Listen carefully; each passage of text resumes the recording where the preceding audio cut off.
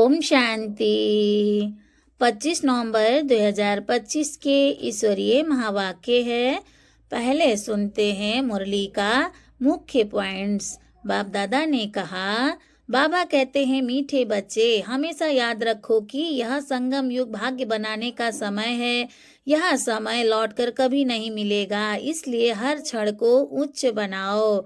Next point है, बाप आकर आत्माओं को ज्ञान देकर अंधियारे से प्रकाश में लाते हैं। यही ज्ञान तुम्हें पुनः देवता बनाने का आधार बनता है। बच्चों को देही अभिमानी बन अभ्यास करना है। मैं आत्मा हूँ, यह शरीर साधन है। यह स्मृति सभी बंधनों से छुड़ा देती है। नेक्स्ट पॉइंट है बाबा का, दुनिया में विकारों का बोलबाला है, इसलिए सतो प्रधान बनना आवश्यक है। पवित्रता ही नई दुनिया का पासपोर्ट है। नेक्स्ट, बाबा बच्चों से कहते हैं, अपनी चेकिंग करते रहो। छोटी सी भी गलती भविष्य की बादशाही को कम कर सकती है। लास्ट में बाबा ने कहा, बाबा का आदेश है, बोल मीठे, नजर पवित्र, चलन मर्यादित रखो। इन तीनों से आत्मा दैवीय गुण धारण करती है। और अब सुनते हैं महावाक्यों को विस्तार से। मुरली का सार, मीठे बच्चे आत्मा को सतो प्रधान बनाने का फुरना रखो, फिक्र रखो, कोई भी खामी कमी रह न जाए, माया गफलत न करा दे। प्रश्न है बाबा का, तुम बच्चों के मुख से कौन से शुभ बोल सदा निकलने चाहिए? उत्तर है बाबा का, सदा मुख से यही बोल शुभ बोल बोलो कि हम नर से नारायण बनेंगे। सदा मुख से यही शुभ बोल बोलो कि हम नर से नारायण बनेंगे। कम नहीं, हम ही विश्व के मालिक थे, फिर से बनेंगे। लेकिन यह मंजिल ऊंची है, इसलिए बहुत बहुत खबरदार रहना है। अपना पोता मेल देखना है।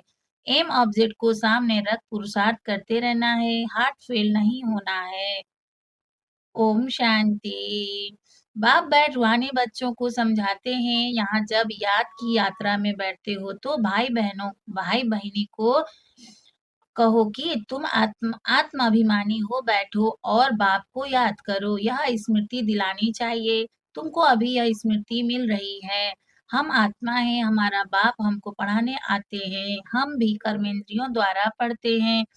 बाप भी कर्मेंद्रियों का आधार ले इन द्वारा पहले पहले यह कहते हैं, बाप को याद करो। बच्चों को समझाया गया है कि यह है ज्ञान मार्ग, भक्ति मार्ग नहीं कहेंगे। ज्ञान सिर्फ एक ही ज्ञान सागर पतित पावन देते हैं। ज्ञान सिर्फ एक ही ज्ञान सागर पतित पावन देते हैं। तुमको पहले नंबर का पाठ यही मिलता है। तुमको पहले नंबर का पाठ यही मिलता है। अपने को आत्मा समझ बाप को याद करो। यह बहुत जरूरी है। और कोई भी सत्संग में किसी को कहने आएगा नहीं। और किसी भी सत्संग में किसी को कहने आएगा नहीं। भल आजकल आर्टिफिशियल संस्थाएं बहुत निकली हैं। तुमसे सुनकर कोई कहे भी परंतु अर्थ समझ न सके। तुमसे सुनकर कोई कहे भी परंतु अर्थ समझ न सके। समझाने का अक्ल नहीं आएगा। यह तुमको ही बाप कहते हैं कि बेहद के बाप को याद करो तो विकर्म विनाश हो जाए। विवेक भी कहता है, यह पुरानी दुनिया है। नई दुनिया और पुरानी दुनिया में बहुत फर्क है। वहाँ है पावन दुनिया, यहाँ है पतित दुनिया। बुलाते भी हैं, हे पतित पावन आओ, आकर पावन बनाओ। गीता में भी अक्षर है, माँ में कम याद करो। देह के सर्व संबंध त्याग, अपने को आत्मा समझो। यह देह के संबंध पहले नहीं थे। तुम आत्मा यहाँ आती हो पाठ बजाने, गायन भी है, अकेले आए अकेला जाना है। इनका अर्थ मनुष्य नहीं समझते। अब तुम प्रैक्टिकल में जानते हो। हम अभी पावन बन रहे हैं, याद की यात्रा से व याद के बल से। यह है ही राजयोग बल, वह है हठ योग, जिससे मनुष्य थोड़े समय के लिए तंदुरुस्त रहते हैं। सतयुग में तुम कितना तंदुरुस्त रहते हो, हठ योग की दरकार नहीं। यह सब यहाँ इस छी छी दुनिया में करते हैं। यह है ही पुरानी दुनिया, सतयुग नई दुनिया जो पास्ट हो गई है। सतयुग नई दुनिया जो पास्ट हो गई है, उसमें इन लक्ष्मी नारायण का राज्य था। यह किसको भी पता नहीं है। वहाँ हर एक चीज़ नई है। गीत भी है गीत भी है ना, जाग सजनिया जाग, नवयुग है सतयुग। पुराना युग है कलयुग, अभी इसको कोई भी सतयुग तो नहीं कहेंगे, अभी इसको कोई भी सतयुग तो नहीं कहेंगे, अभी कलयुग है, तुम सतयुग के लिए पढ़ते हो, ऐसा पढ़ाने वाला तो कोई भी नहीं होगा जो कहे कि इस पढ़ाई से तुमको नई दुनिया में राज्य पद मिलेगा।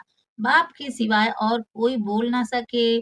तुम बच्चों को हर बात की स्मृति दिलाई जाती है, गफलत नहीं करनी है। बाबा सबको समझाते रहते हैं, कहाँ भी बैठो, धंधा आदि करो, अपने को आत्मा समझ करो। धंधे धोरी में जरा मुश्किलात होती है तो जितना हो सके टाइम निकाल याद में बैठो, तब ही आत्मा पवित्र होगी। और कोई उपाय नहीं। तुम राजयोग सीख रहे हो नई दुनिया के लिए, वहां आयरन एज आत्मा जा न सके। माया ने आत्मा के पंख तोड़ डाले हैं। आत्मा उड़ती है ना, एक शरीर छोड़ दूसरा लेती है। आत्मा है सबसे तीखा रॉकेट। तुम बच्चों को यह नई नई बातें सुनकर वंडर लगता है। आत्मा कितना छोटा रॉकेट है, उसमें 84 जन्मों का पाठ नुदा हुआ है। ऐसी बातें दिल में याद रखने से उमंग आएगा। स्कूल में विद्यार्थियों की बुद्धि में विद्या याद रहती है ना, तुम्हारी बुद्धि में अब क्या है? बुद्धि कोई शरीर में नहीं है, बुद्धि कोई शरीर में नहीं है, आत्मा में ही मन बुद्धि है। आत्मा ही पढ़ती है, नौकरी आदि सब कुछ आत्मा ही करती है। शिव बाबा भी आत्मा है, शिव बाबा भी आत्मा है, परंतु उनको परम कहते हैं। वह ज्ञान का सागर है, वह बहुत छोटी बिंदी है। यह भी किसको पता नहीं है। जो उस बाप में संस्कार हैं, वही तुम बच्चों में भरे जाते हैं। जो उस बाप में संस्कार हैं, वही तुम बच्चों में भरे जाते हैं। अभी तुम योग बल से पावन बन रहे हो, उसके लिए पुरुषार्थ करना पड़े। पढ़ाई में फुरना तो रहता है ना, पढ़ाई में फुरना तो रहता है कि कहाँ हम फेल ना हो जाए।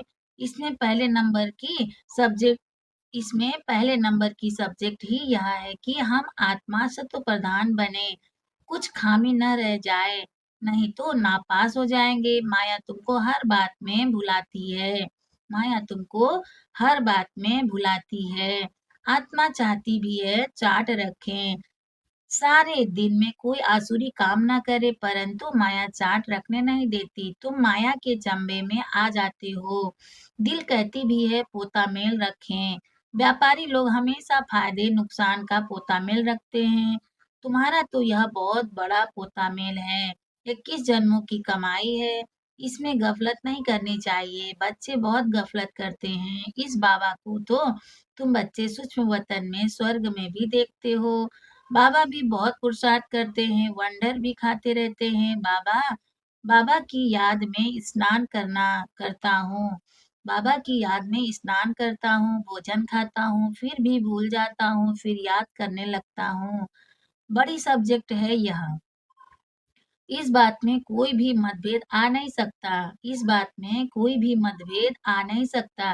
गीता में भी है, देह सहित देह के सब धर्म छोड़ो, बाकी रही आत्मा। देह को भूल अपने को आत्मा समझो। आत्मा ही पतित तमो प्रधान बनी है, पर मनुष्य फिर कह देते आत्मा निर्लेप है। आत्मा सो परमात्मा सो आत्मा है, इसलिए समझते हैं आत्मा में कोई लेप छेप नहीं लगता है। तमोगुणी मनुष्य शिक्षा भी तमोगुणी देते हैं।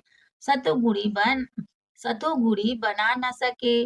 भक्ति मार्ग में तमो प्रधान बनना है। हर एक चीज पहले सतो प्रधान फिर रजो तमो में आती है।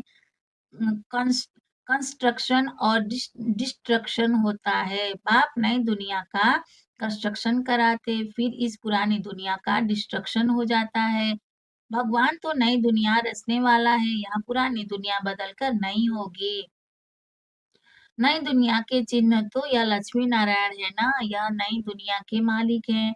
त्रेता को भी नई दुनिया नहीं कहेंगे। कलयुग को पुराना, सतयुग को नया कहा जाता है।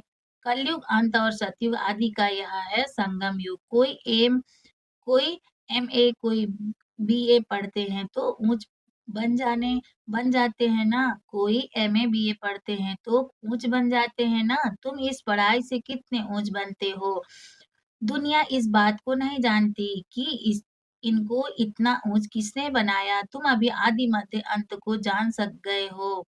तुम अभी आदि मध्य अंत को जान गए हो, सबकी जीवन कहानी को तुम जानते हो। यहाँ है नॉलेज, भक्ति में नॉलेज नहीं है, सिर्फ कर्म कांड सिखाते हैं। भक्ति तो अथाह है, कितना वर्णन करते हैं, बहुत खूबसूरत दिखाई पड़ती है। बीज बीज में क्या खूबसूरती है, इतना छोटा बीज कितना बड़ा हो जाता है। भक्ति का यह झाड़ है, अथाह कर्म कांड है। ज्ञान का गुटका एक ही है, मन मना भाव। ज्ञान का गुटका एक ही है, मन मना भाव। बाप कहते हैं तमो प्रधान से सतो प्रधान बनने के लिए मुझे याद करो। तुम कहते भी हो हे पतित पावन, आकर हमको पावन बनाओ। रावण राज्य में सब पतित दुखी हैं, राम राज्य में सब हैं पावन सुखी। राम राज्य रावण राज्य नाम तो है, राम राज्य रावण राज्य नाम तो है। राम राज्य का किसको पता नहीं है सिवाय तुम बच्चों के। तुम अब पुरुषार्थ कर रहे हो, 84 जन्मों का राज भी तुम्हारे सिवाय कोई नहीं जानते। भल करके भल करके कहते हैं भगवानों वाच, मन मना भाव। सो क्या ऐसे थोड़े ही कोई समझाएंगे कि तुमने 84 जन्म कैसे पूरे लिए? अब चक्र पूरा होता है, गीता सुनाने वालों का जाकर सुनो। गीता सुनाने वालों का जाकर सुनो, गीता पर क्या बोलते हैं? तुम्हारी बुद्धि में तो अब सारा ज्ञान टपकता रहता है। बाबा पूछते हैं आगे कभी मिले हो?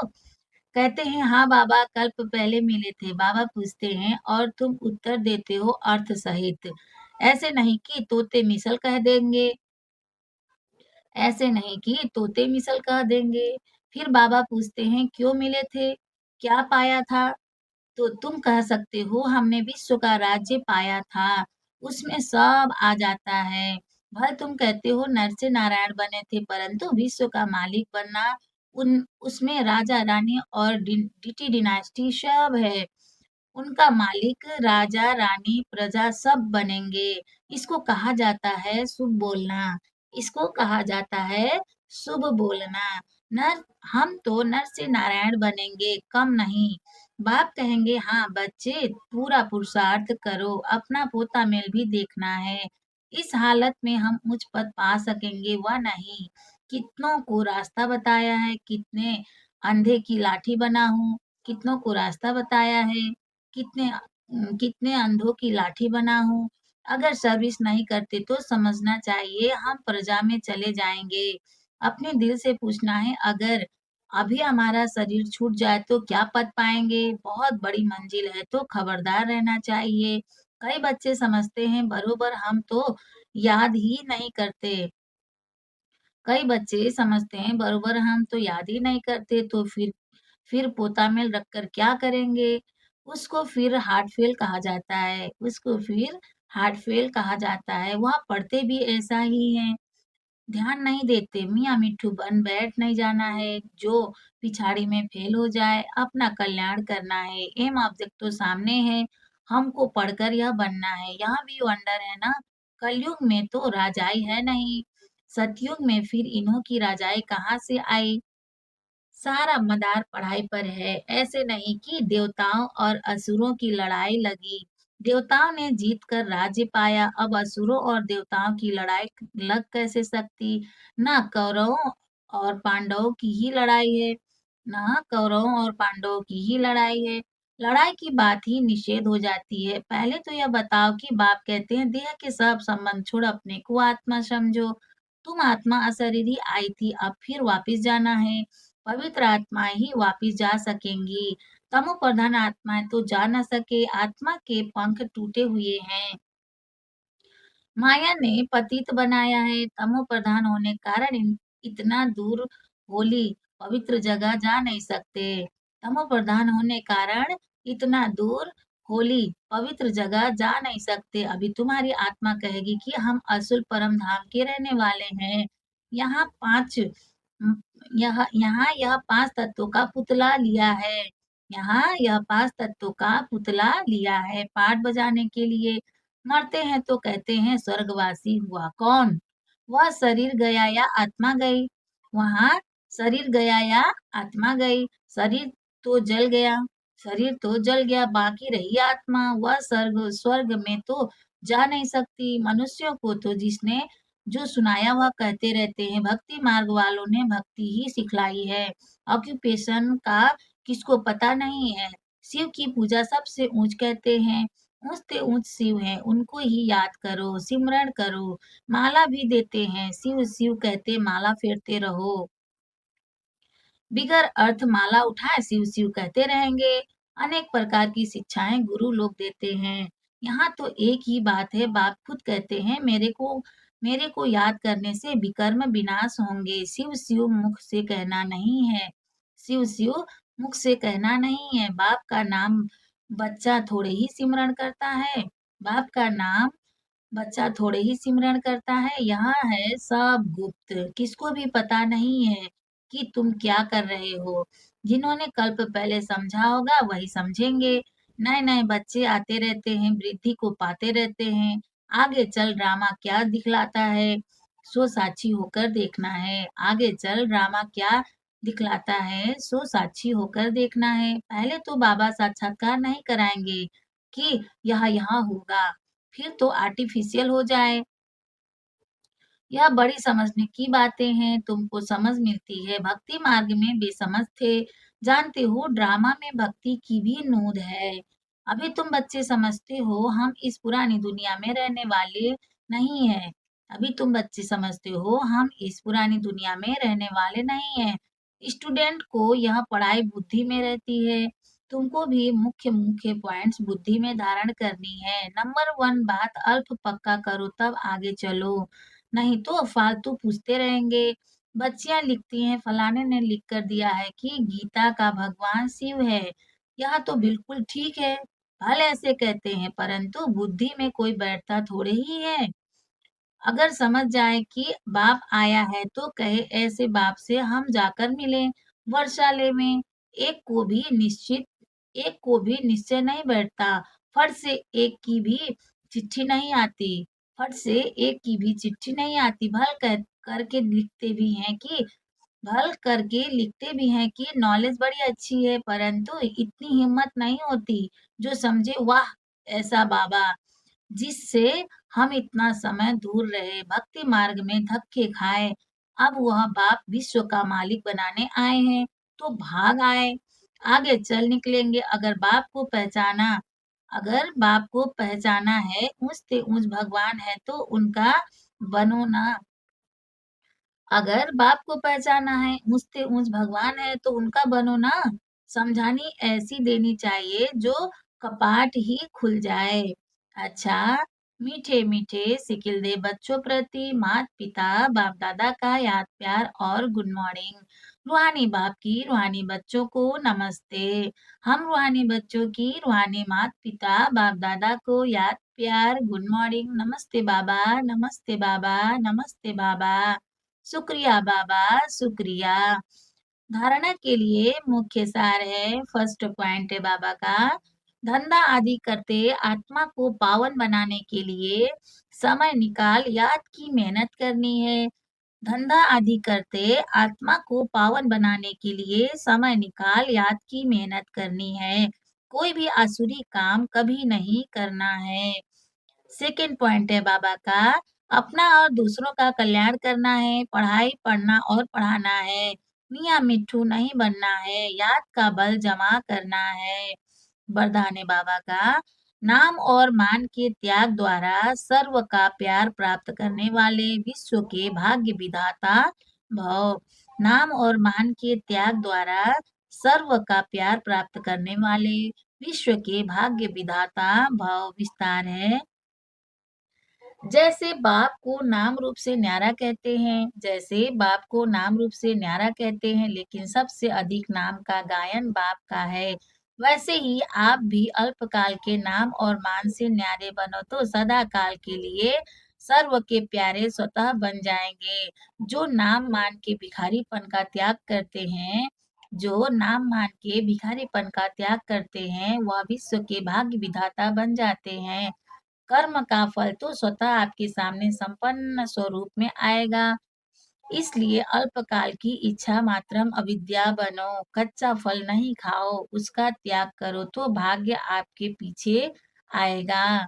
स्लोगन है बाबा का, परमात्मा बाप के बच्चे हो तो बुद्धि रूपी पांव सदा तख्त नसीन हो। परमात्मा बाप के बच्चे हो तो बुद्धि रूपी पांव सदा तख्त नसीन हो। अव्यक्त इशारे हैं बाबा का। अशरीरी व विदेही स्थिति का अभ्यास बढ़ाओ। विस्तार है, कोई भी सेवा के प्लान्स बनाते हो भले बनाओ, भले सोचो, लेकिन क्या होगा उस आश्चर्यवत होकर नहीं। विदेही साक्षी बन सोचो, विदेही साक्षी बन सोचो, सोचो प्लान बनाया और सेकंड में प्लान स्थिति बनाते चलो। सोचो प्लान बनाया और सेकंड में प्लेन स्थिति बनाते चलो। अभी आवश्यकता स्थिति की है, यहाँ विदेही स्थिति परिस्थिति को बहुत सहज पार कर लेगी। जैसे बादल आए चले गए, विदेही अचल अडोल हो खेल देख रहे हैं। विदेही अचल अडोल हो खेल देख रहे हैं। अच्छा, ओम शांति।